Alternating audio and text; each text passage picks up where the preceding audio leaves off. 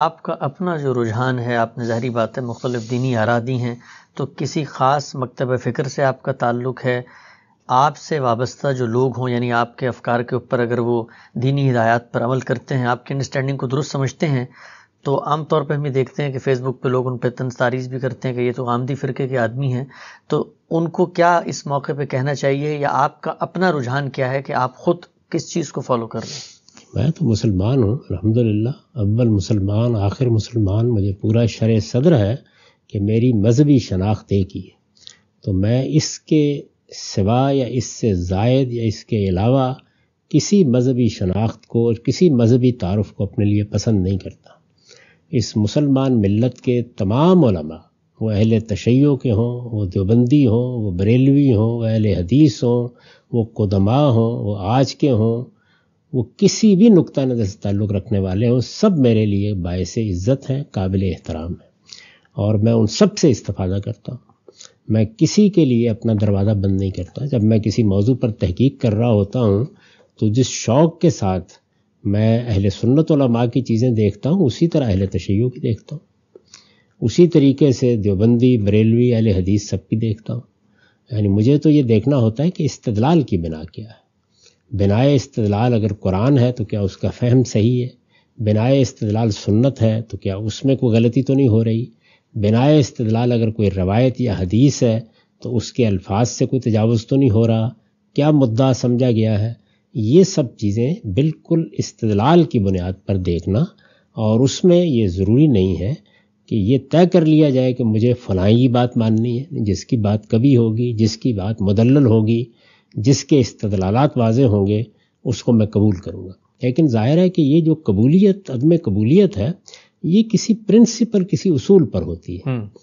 وہ پرنسپل اور اصول جو ہے وہ بھی پرکھے جاتے رہتے ہیں، اور مختلف اصولوں کا تقابل بھی ہوتا رہتا ہے، تو وہ جو پرنسپل یا اصول ہے، اس سے اصل میں کسی شخص کا بنیادی اپروچ قائم ہوتا ہے کہ وہ چیزوں کو کیسے دیکھے گا۔ یعنی مثال کے طور پر یہ بات کہ قرآن مجید کو میزان کی یا فرقان کی حیثیت حاصل ہے، قرآن مجید کے الفاظ سے تجاوز کر کے کوئی رائے قبول نہیں کی جائے گی۔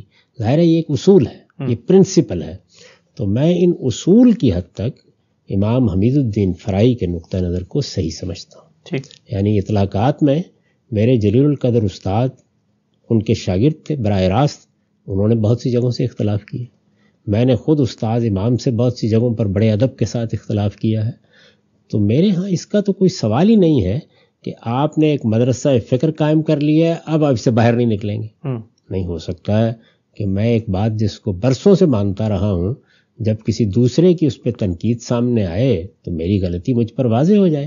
ہم سب انسان ہیں، ہم میں سے کوئی پیغمبر نہیں ہے، اس لیے سب سے استفادہ کریں گے۔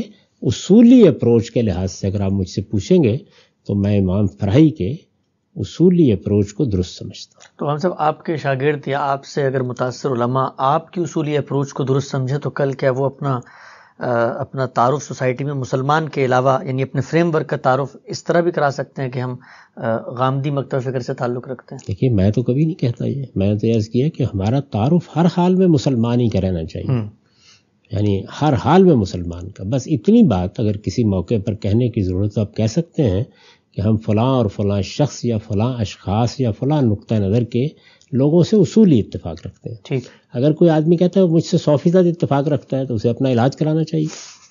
اس لیے ہے کہ 100% اتفاق صرف پیغمبروں سے کیا جاتا ہے۔ ہم سب انسان ہیں، ہم غلطیاں کرتے ہیں۔ ہر شخص کو کھلی آنکھوں کے ساتھ، کھلے دل کے ساتھ سب اہل علم سے استفادہ کرنا چاہیے۔ مختلف اہل علم کی مجلسوں میں جائیے، ان کی کتابیں پڑھیے، ان کی بات سنیے، تاکہ آپ کسی ایک کنویں کے مینڈک نہ بن کے رہ جائیں۔ لیکن یہ سب کچھ کرتے ہوئے بھی آدمی یہ محسوس کرتا ہے کہ فلاں شخص یا فلاں صاحب علم یا فلاں گروہ کا جو بنیادی اپروچ ہے وہ مجھے صحیح لگتا ہے، تو وہ زیادہ سے زیادہ یہ کہہ سکتا ہے کہ میں اس میں میرا نام لے کے کہ اس کے اپروچ کو درست سمجھتا ہوں۔ لیکن یہ اصول ہوگا، اس سے زائد کچھ نہیں۔ اجزاء میں بہت سی چیزوں میں اختلاف ہو سکتا ہے اور کرنا چاہیے۔ تو ہم سے بھی جو آپ کا ادارہ ہے المورد، اس میں اگر کوئی عالم آگے بڑھ کے تحقیق کرنے آتا ہے تو کیا اس کے لیے یہ شرط ہے کہ وہ آپ کی چیزوں سے متفق ہو تبھی وہ آپ کے جو ادارے کی چیزیں ہیں یا اس کے مثال کے طور پہ ذرائع ہیں ان سے استفادہ کر سکتا ہے، یا وہاں پر بھی دروازہ آپ نے کھلا رکھا ہوا ہے؟ نہیں، بات یہ ہے کہ میں تو اپنے ادارے کے اندر کسی قسم کے کوئی انتظامی اختیارات اب نہیں رکھتا. میں نے اپنے آپ کو علمی کام تک محدود کر لیا، لیکن اس میں پہلے دن سے یہ بات طے ہے کہ ایک اصولی اپروچ ہے جس کو ملحوظ رکھا جاتا ہے. باقی اس وقت جو لوگ وہاں کام کر رہے ہیں مجھ سے بہت سے معاملات میں اختلاف رکھتے ہیں، استاد امام سے اختلاف رکھتے ہیں، امام فرائی سے اختلاف رکھتے ہیں. تو وہاں علمی کام اسی اصول پر کیا جاتا ہے کہ میں نے اپنے بارے میں وضاحت کی ہے. جو چیز میں اپنے لیے غلط سمجھتا ہوں، سوال یہ میں اس کو دوسروں کے لیے اصول کیسے بنا سکتا ہوں. ٹھیک. تو المورد میں یا ہمارے اداروں میں ہر جگہ یہی ہے کہ ایک اصولی اپروچ، ظاہر ہے اصولی اپروچ تو ہر جگہ ہوتا ہے، لیکن اجزاء میں، آگے اس کے اطلاق میں، اجتہادی امور میں بہت سے اختلافات ہوتے ہیں. اصولی اپروچ میں یہ بات طے ہو گئی کہ قرآن کو برتر مان کر بات کی جائے گی، اس کے لفظ کا دامن پکڑا جائے گا، جملے کی تالیف اور اس کے سیاق سباق سے ہٹ کر کوئی چیز نہیں کی جائے گی. یہ اصولی بات ہے. لیکن ان سب چیزوں کا ملحوظ رکھ کے ایک شخص مجھ سے بالکل مختلف نتیجے تک پہنچ جاتا ہے، پہنچ جائے، کوئی فرق نہیں پڑتا، اس بیان کرے اس کو. بلکہ آپ کو معلوم ہے کہ میرے اپنے عزیز ترین شاگرد جو میرے ساتھ اس وقت کام کر رہے ہیں، انہوں نے بعض معاملات میں مجھ سے اختلاف کیا، ان کے مقالات شائع ہو چکے ہیں، وہ ہمارے ہاں بھی موجود ہیں، لوگ ان کو پڑھ سکتے ہیں، دیکھ سکتے ہیں. ابھی حال میں مولانا عامر گزدر صاحب نے ایک تفصیلی تنقید میرے اس نقطہ نظر پر کی ہے جو میں نے اپنی کتاب میں ظاہر کیا ہے کہ میرے نزدیک جس وقت آپ قربانی کرتے ہیں تو ناخنوں کو اور بالوں کو نہیں کترواتے، یعنی ذوالحج کے 10 دنوں میں.